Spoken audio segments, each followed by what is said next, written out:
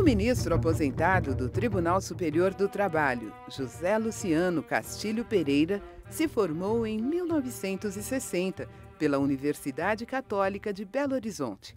Nasceu em Pedro Leopoldo, em Minas Gerais, onde viveu até a adolescência. Foi nessa época que os livros se tornaram fundamentais na vida dele. Especialista em direito do trabalho, ele apoia atividades culturais e gosta de uma boa leitura. Falando muito rapidamente do que me impressionou muito no Crime e Castigo, é um rapaz, um jovem que, por dificuldade financeira, mata uma velha para tomar o dinheiro dela e ele vai voltando ao local do crime. Mas isso seria um romance policial, mas não é esse aspecto. Dostoiévski, como se sabe, era um grande analista da alma humana. E ele então mostra uma moça que era prostituta, que se chamava Sônia. E ela, apesar de prostituta, ela era uma mulher rigorosamente pura. Na literatura brasileira, nós temos uma outra mulher assim também, que é a Gabriela. Gabriela, assim, a olho nu, ela pode parecer uma devassa, mas ela não era uma devassa. Ela era uma pessoa transparente, absolutamente pura. E essas duas figuras de mulher na literatura, uma na literatura brasileira de Jorge Amado e outra de Dostoiévski, sempre me impressionaram bastante. Todo mundo leu o Fernando Sabino. Você pegava bonde, pegava ônibus, todo mundo estava com o encontro marcado no...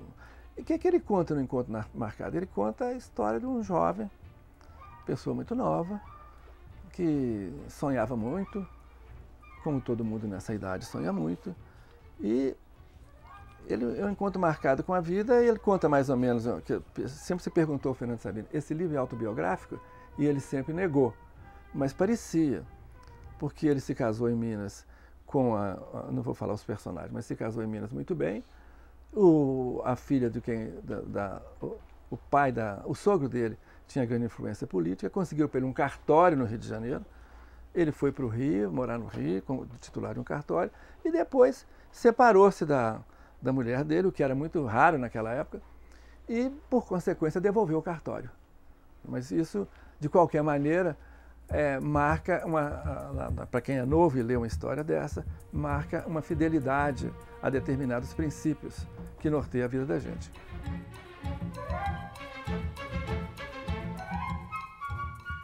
Esse é um dos livros do Caio Prado, A Formação do Brasil Contemporâneo. E tem outra história econômica do Brasil. Etc.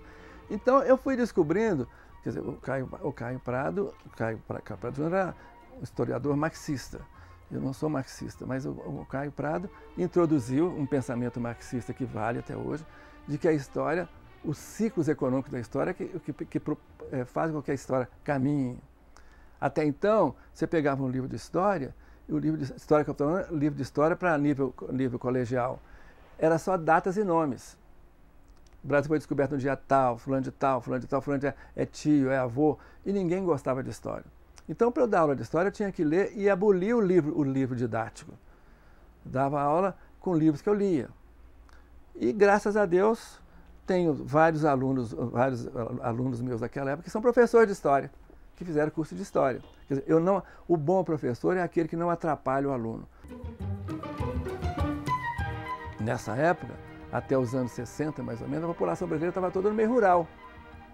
Quase toda no meio rural. Onde predominava o analfabetismo, onde predominava uma enorme exploração do homem pelo homem, e a distância social era muito grande. Eu me lembro lá da fazenda do meu avô, lá em Pedro Leopoldo, que era perto de Belo Horizonte, a distância social que existia entre nós, que tínhamos estudado um pouco, e os empregados dele, que não tinham estudado coisa nenhuma. A distância era muito grande. Então fui descobrindo que a história do Brasil tinha que ser recontada. E li também nessa época um livro que me influenciou. Dizem que esse livro agora está superado. Isso é até bom que esteja. Mas é esse livro, por exemplo, aqui. O Genocídio Americano, a Guerra do Paraguai, que é do Júlio César Chiavenato, que ele mostra que, infelizmente, a Guerra do Paraguai foi um morticínio imposto ao Paraguai por interesses outros que não os interesses humanos. Eu tive em Corumbá como juiz muitos anos mais tarde, e a moça que era diretora de secretaria saiu comigo para mostrar Corumbá, e ela falou comigo assim, parou o carro e falou assim, até aqui os paraguaios chegaram. Eles não foram para frente por um milagre de Nossa Senhora. Eu fiquei imaginando, mas Nossa Senhora fazer milagre para defender os ricos contra os pobres? Mas é a crença que ficou. Eu tenho também um livro importante que eu leio muito, que é do Patativa do Assaré, que é do Crato. Lá perto dele é de Assaré. Assaré está perto do lá no Ceará. Eu, infelizmente, não conheci pessoalmente o Patativa, porque quando eu estive no Crato, ele já estava cego e surdo. Era impossível conviver com ele. É um homem cuja cultura, ele é um autodidata completo, não escrevia o que falava, ele sabia tudo de cor, e é uma personalidade importante. Tem muita gente na Academia Brasileira de Letras que não tem a estatura intelectual do Patativa do Assaré.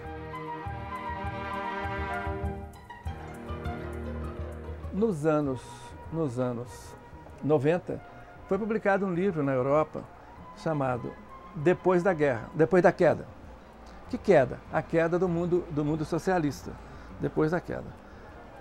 Com o subtítulo O Fracasso do Comunismo e o Futuro do Socialismo.